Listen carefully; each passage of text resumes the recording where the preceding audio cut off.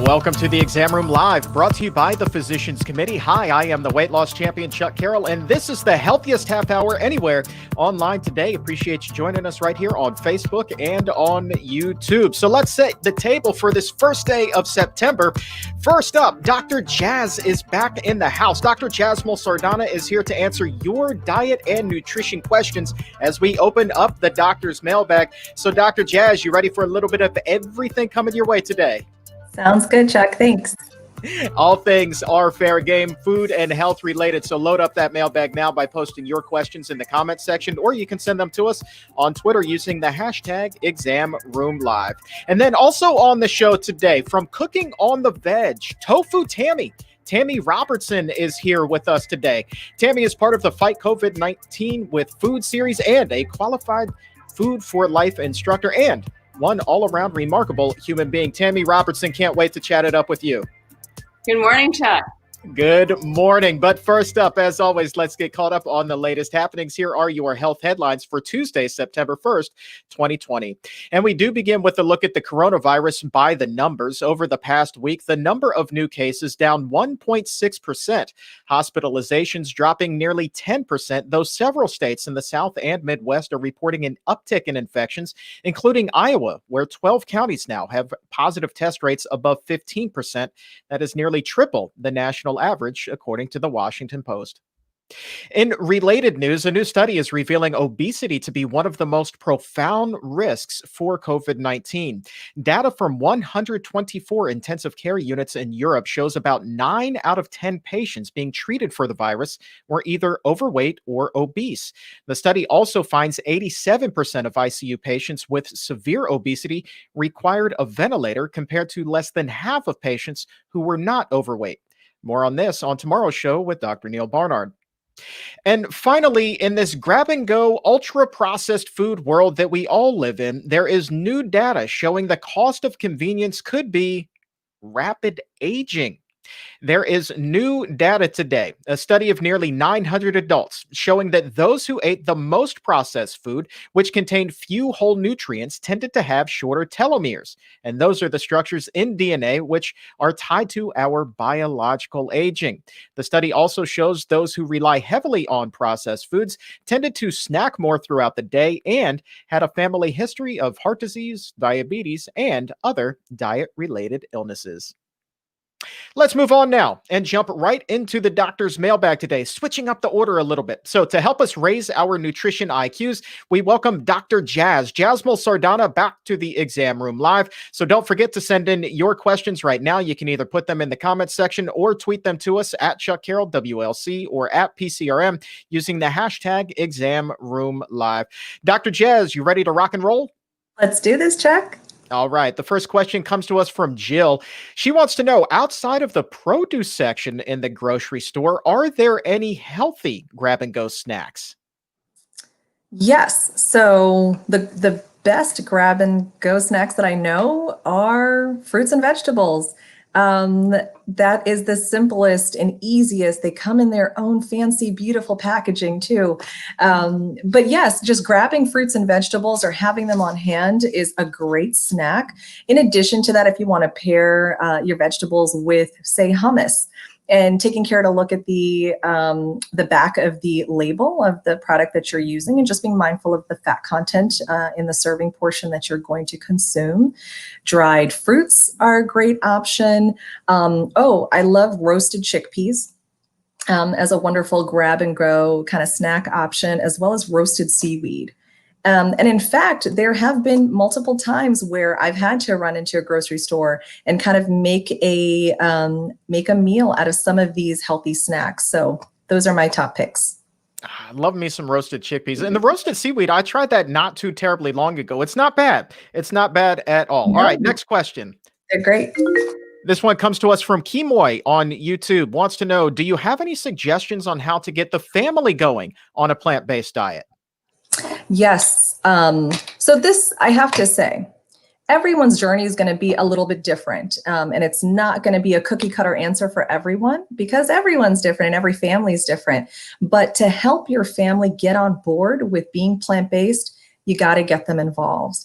You want to talk about the reasons why you want to go plant-based or why you feel it's important to go plant-based, and share that with your family. If your family members have an understanding of why you'd like to do this, and it's not just because you want to, try a fad diet or try something brand new, but if there's a real reason for it, sharing that with your family will help them support you and help to get them on board, and get them involved, not just in understanding the reasons behind why you want to eat a plant-based diet. Get them involved in planning some of the meals, and get them involved in cooking some of the meals as well. And as you do this, you'll find that slowly but surely your family will become more and more supportive, and will probably have their own favorites. All right. Next question comes to us from Lynn. I think Tammy's going to want to weigh in on this one probably as well. This question: is there such a thing as eating too much tofu? Oh, that's you do have somebody called Tofu Tammy on the show here today. Listen, I think it gets tough when we start talking about absolute values of things, how much, is too little and how much is too much. It's really in relation to what. If you're only eating tofu as your sole source of plant protein, I would probably say that's not healthy, right? You want a wide variety of plant proteins. And certainly if you're overdoing it in the tofu department, that tells me you're probably not getting enough of something else. So I don't have a solid answer or a distinct, like a number of this is too much tofu. But in my experience, it's not necessarily that patients are eating too much tofu. It's that they're not eating enough of it. Do we have another question? Yes, we do. This one comes to us from Dawn. She wants to know, do you have any advice for nighttime reflux? Yes, this is something that a lot of us deal with. Eating your meals, making sure dinner is done 2 to 3 hours before you go to bed is going to be key and important. The pyloric sphincter, which is the sphincter that is above the stomach and kind of closes off to keep the food that we eat from refluxing up into our esophagus, can sometimes become relaxed for several reasons. Certain foods can trigger relaxation of that upper esophageal sphincter. For example, peppermint. For some people, it's acidic foods, chocolate. So it really does depend on what your triggers are. So finding what your triggers are, or taking the time to find what your triggers are going to be key.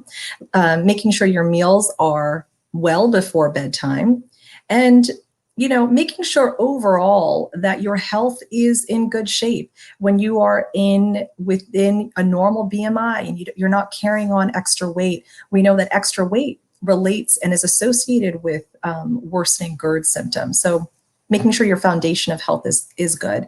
Another important thing is to make sure that you are using maybe 1 or 2 pillows. If this is something that you're dealing with right now, using more than 1 pillow, 2 or 3 pillows if you needed to help kind of prop you up a little bit, can sometimes alleviate your symptoms as well.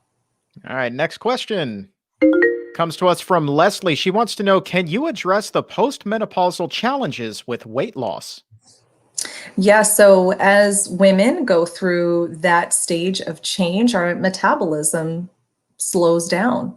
And for that reason, if you are continuing on with the habits that you've carried on before menopause, you might find that you're holding on to a little bit more weight. Certainly there are hormonal implications of menopause that translate into you holding on to more weight. However, again, it just reiterates to me that at any stage of life, that coming back to the foundations of eating your veggies, getting those whole grains, getting fiber-rich foods that'll keep you satiated, are going to be so helpful when it comes to managing your weight, whether you're in menopause or pre-menopausal and in between. All right. Next question. This is somebody probably looking to explore plant-based diets for the first time. They want to know, is it very healthy to eat plant-based?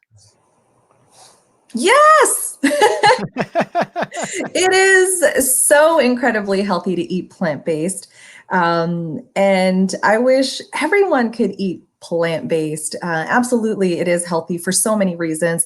And one thing that I think is so powerful about a plant-based diet is, I've said this before, that it's not a diet for diabetes. It's not a diet just for high blood pressure. It's not a diet that's just for high cholesterol. It is it's a diet. And I don't even really like using the word diet, but it's a lifestyle that can help reduce the risk across the board of chronic disease. So in my eyes, eating a diet that is rich in whole grains and fruits and vegetables and legumes, and you're choosing water as your beverage of choice, that is absolutely the healthiest for you. All right, next question. All right, comes to us from CT808 on YouTube. We talk so often in Dr. Jazz about weight loss, but what about people who want to healthfully put on weight? They write, do you have any tips for healthy weight gain? Yeah, absolutely. One, I would probably want to know why you are not able to gain weight. I think that's an important piece of it. And figuring out and making sure that there are not any underlying medical conditions that you might be missing. So make sure that you're, talking to your physician and making sure you've had blood work done and you have a physical exam. But if everything else otherwise is good and you're just looking to gain a few more pounds, healthy options on a whole food plant-based diet are things like avocados, nuts, and olives. Those are nutrient dense, but are calorically dense as well, but they're healthy forms of fat. All right. I love doing this show. So let's talk about the heart, shall we? This question comes to us from Jackie on YouTube. She wants to know, does plant-based diet, does that reverse atherosclerosis? Yes. So this has been a very kind of, there's been a debate in the plant-based community about the reversal of heart disease and plant-based diets. And I certainly know that there are studies, there are landmark studies that Dean Ornish, Dr. Caldwell Esselstyn has done in the past recent years that have shown some of that amazing reversal that can happen. And if they're able to prove that through studies, I imagine that it's possible, even if to a lesser degree in so many other people. So a plant-based diet is one because it's full of antioxidants, it's fiber rich, it's low in saturated fat, there's no cholesterol in a plant-based diet. All of those things are automatically heart healthy for you. And if you have heart disease, the previous studies do show that eating this way can be helpful. I will say again, as a physician, as a scientist, that we want to continue seeing these studies. I want to see more. I want to see, larger studies that are well powered to show that these effects are, that we can repeat these results. All right. And the final question, going to reach in there one more time to the mailbag. This question comes to us from Yagna on YouTube from 1215. They want to know, are canned olives okay to eat? So canned foods in general have a lot of salt and sodium in them. So that is one concern I would probably have with canned olives. The other piece is that it is just a, fatty food. It's it's a healthy fat. However, it is calorically dense. So just being mindful of that is going to be important as well. If you have to eat, or if you're choosing to eat canned olives, you may want to just rinse them before you enjoy them. All right. If we didn't get to your question today, have no fear. We will save it and we will do our best to get you an answer on an upcoming episode. But Dr. Jazz, I can't let you go without breaking some big news here for you and everyone at the Barnard Medical Center. And that is telemedicine appointments are now available in the great state of Texas. Yes. Yeah. So you can add that to the roster. That's pretty exciting.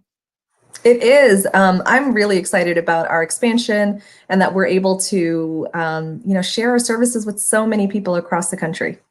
Oh, it's fantastic. And Texas, of course, one of the states that has just been absolutely hit Yes. so hard by the coronavirus and COVID-19. So now more than ever, it's really important to get in touch with your health. And the expansion, as you said, it just keeps on coming. So for complete care for a healthier you, visit barnardmedical.org or pick up the phone and call 202-527-7500 if you need help improving your eating habits, your lifestyle. Dr. Jazz and the doctors, the dietitians there, they have the tools that you need to succeed. 202-527-7500 or visit barnardmedical.org for a full list of states where appointments are available. Welcome aboard, Lone Star State.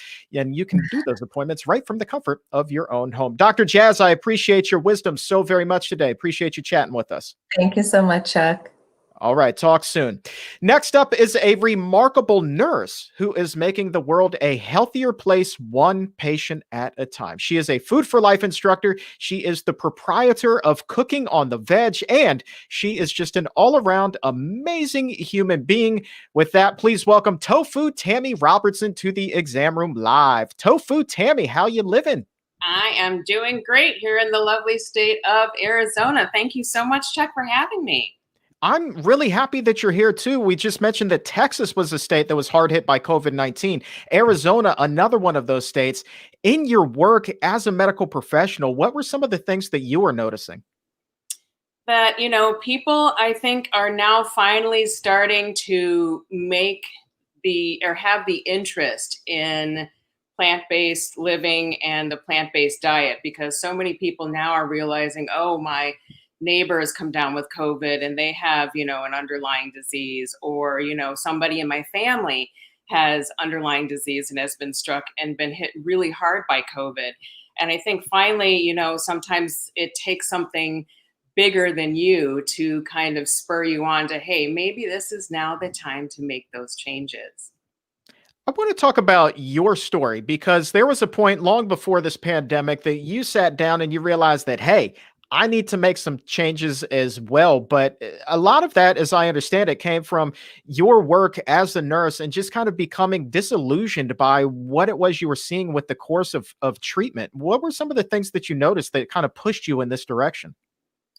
Well, I was working at a level 1 trauma hospital and also a level 2 trauma hospital. And with our trauma patients, we're about 50% of the population that I was treating.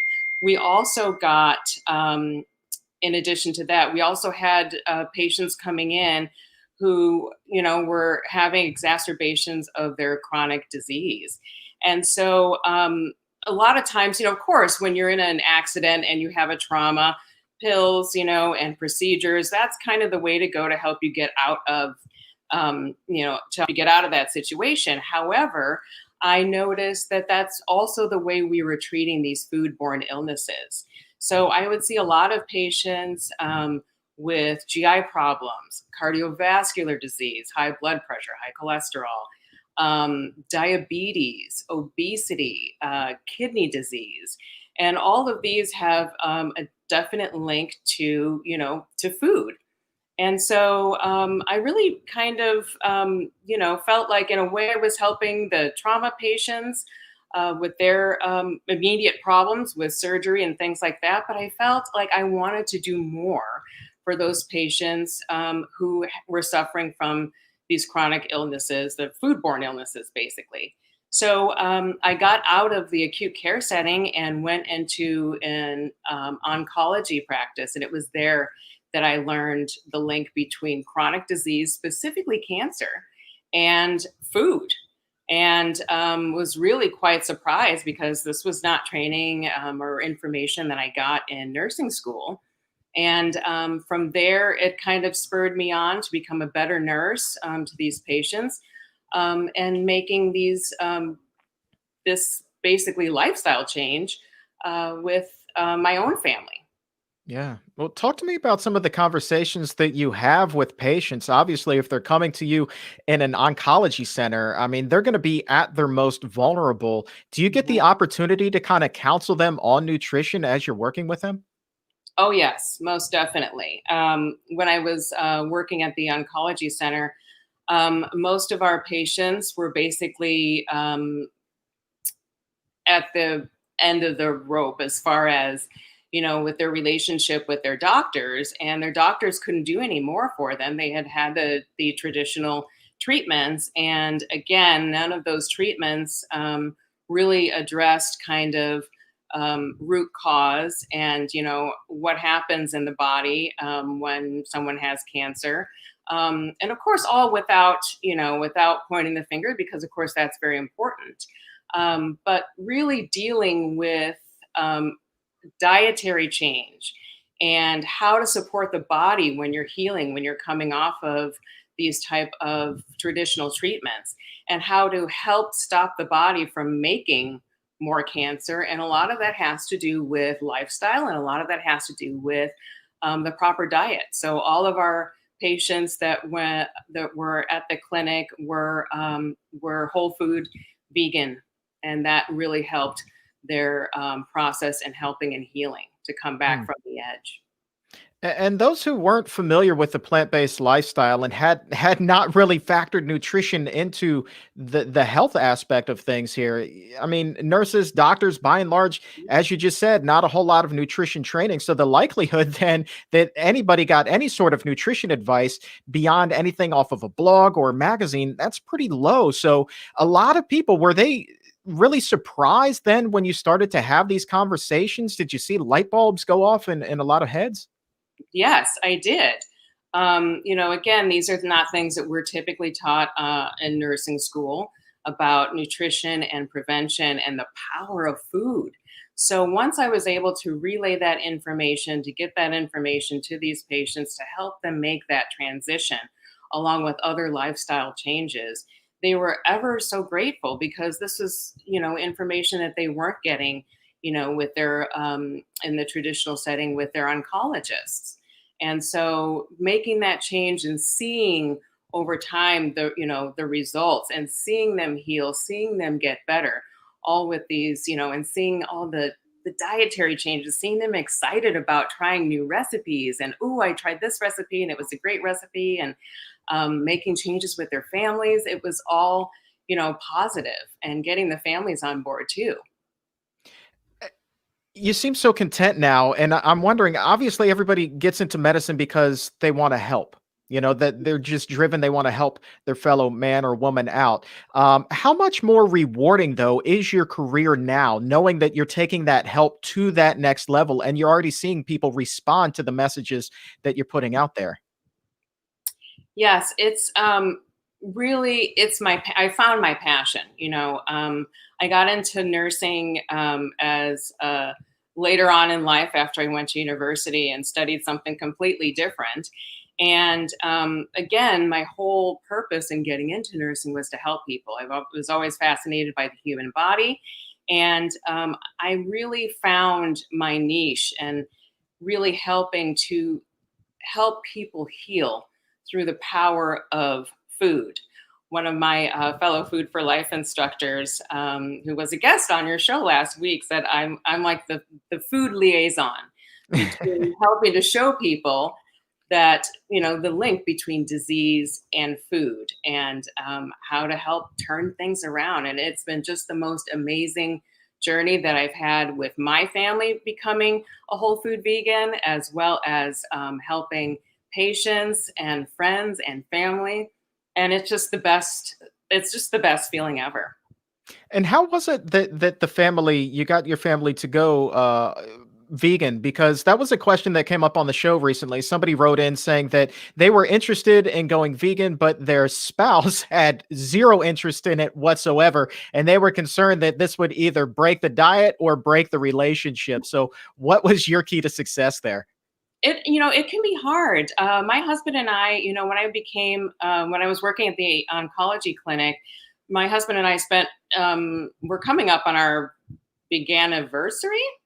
In 2013, in order to become, a better advocate for my patients, my husband and I spent an entire Labor Day weekend watching documentaries on health, the environment, and the animals. And by that Monday of the observed Labor Day, we just said, that's it. We cleaned out our pantry. We cleaned out the fridge, the freezer. We told our friends, come and get it. Otherwise, it's going in the garbage. And that was literally it. And that was in 2013. And now, of course, with the holiday weekend coming up, it'll be our anniversary. But I know that can definitely be a challenge when both people in the relationship or the family isn't exactly on the same page. And I've had a little bit of that with my own extended family, with my sisters and with my father, but they have come around. And I think just planting some seeds of information without overwhelming them with too much knowledge is really a plus. And my father's made some great strides. He has gotten, his blood pressure came down. He a lot of African American people have high blood pressure, hypertension. And so he was one of those people taking a few medications for his high blood pressure. And now he's plant-based. And we had to ratchet his, through his provider, ratchet his blood pressure medication down, because his blood pressure went down to like 90s over 60s, which is a great blood pressure, and he's, making things, making wonderful meals, and eating all plant-based. He loves beans. He's like the fiber king, and he eats beans every day. And my sister is in Chicago. She her newest thing is they've got rid of the eggs, and now starting to make tofu scramble. And my picky niece, who's 17 years old, same thing, tofu scramble. I mean, who would have, it's wonderful things to see that when I go there to visit and I bring in plant-based living, plant-based foods, that they're like, wow, this really tastes good, and we're going to start to eat this now. So again, little seeds of information without overwhelming. I think that is really the key, just to become an example, so that if you have a divided household, if you have omnivores and herbivores living together, it might take a little while, but just planting little seeds, I think, is the best way to help them to see what a difference this type of living can make. Oh, that's such good advice. That's such good advice. That's not an adversarial thing at all. It's just leading by example, and you plant the seeds, you water them little by little, and you see how they grow. That's fantastic. Tammy, I got to ask you, you were recently part of the Fight COVID-19 with Food series, and that was developed. It's a free course aimed at really helping those who have limited resources and are at the highest risk for COVID-19 and chronic disease, helping them put the dots together as far as nutrition and their health and lowering their risk during this pandemic here. Talk to me a little bit about your involvement there and what your message was.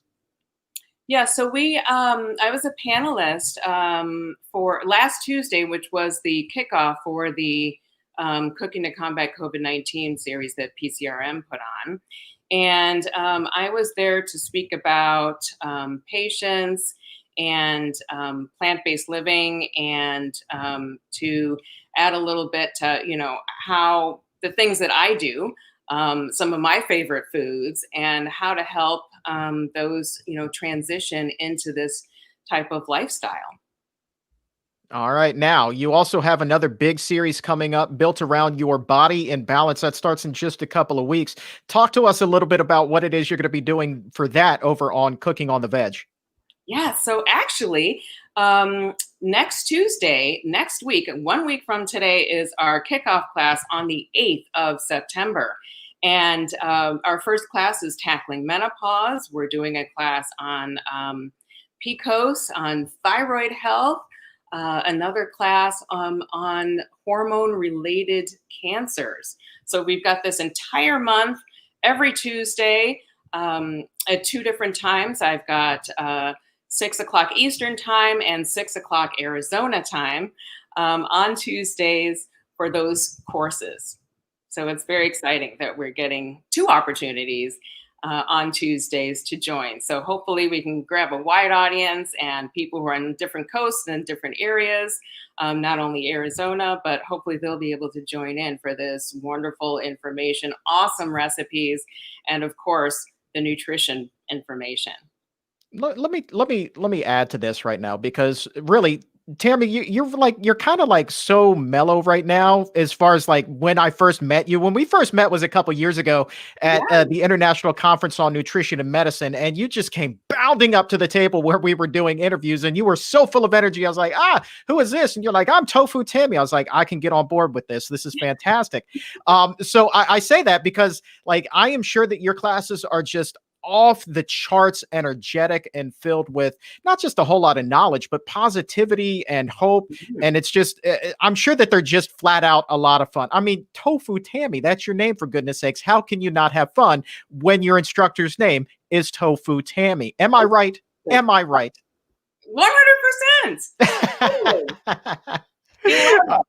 I remember our initial date, and I was like so excited to meet you because you are the podcaster And I follow you, and thank you for all of the work that you do. And congratulations on the Exam Room podcast for being, I think, it's #1 now. It was for a time. Yeah. Yeah, so congratulations on all your success. I was so excited to meet you, and I'm so glad that we got that connection, and that we're here today. Well, thank you. And thank you for letting me pull a chair up next to you so we could take a picture and be eye level because my goodness gracious, I have never felt so short in my entire life than the day that I took a picture with you, Tammy. Yeah, All right. I was cheating a little bit. I did have heels on, but I think I was 6'3" when with the shoes that I was wearing on, so a little bit taller than my usual 5'10", but. 6'3", and every inch of it, I do believe. All right, sign up for those classes over on cookingontheveg.com. Give Tammy a follow on Instagram at Tofu Tammy, and also check her out, Cooking on the Veg, on Facebook. Tammy, thank you so much for joining us today. You are just a real slice of heaven. Thank you, Chuck, so much for having me. Pleasure is all mine. We will have you back again very soon. And also, if you're interested in that free 8-week nutrition course, Fight COVID-19 with Food, you can sign up right now. Find out more information at pcrm.org/nutrition class. Now, there is, speaking of the Exam Room podcast, there is a brand new episode out today, and it is one that has a deeper conversation with Adam Sutt. You may remember him from a couple of weeks ago here on the Exam Room Live. He's known as the plant-based addict. Adam is a gentleman who was hooked on drugs. He had fallen into a deep depression, and frankly, his life was just spiraling out of control. And he knew it, and he didn't think that there was a way out, so he attempted suicide. But Adam survived, and he found that will to live, and he credits much now of his long-term sobriety. Matter of fact, just celebrated 8 years of sobriety this week. He credits that to not just improving his lifestyle, but a huge part of that was also adopting a plant-based diet to go along with that. And that has fueled him with the strength that he says he needed to move forward with that healthier life. And so now he's channeling all of his energy into something called the Infinite Study, which is examining the relationship between addiction recovery and a healthier diet. And so we get into the facts there and the research that he's doing and just his incredible story. And it is definitely well worth a listen. If you head over to Apple Podcast, wherever it is that you get your podcast from, look for the Exam Room podcast by the Physicians Committee. Check out the latest episode and hit that subscribe button. I do not think that you will be disappointed. It is 1 hour that will almost move you to tears. On the show tomorrow, Dr. Neil Barnard will be back taking a deeper look at the obesity and COVID-19 study that we referenced at the top of the show. We're going to be drilling down into the details of that, and you will learn how practically every single pound counts during this pandemic. But for today, that is all the time that we have. My thanks again to Tofu Tammy Robertson for joining us, and to the crew behind the scenes who are the spinach to my kale. Thanks, guys, for making the show happen. On behalf of Dr. Jasmol Sardana and everyone here at the Physicians Committee, I am the weight loss champion, Chuck Carroll. Thanks so very much for tuning in. Until tomorrow, stay safe, take a stand, and keep it plant-based.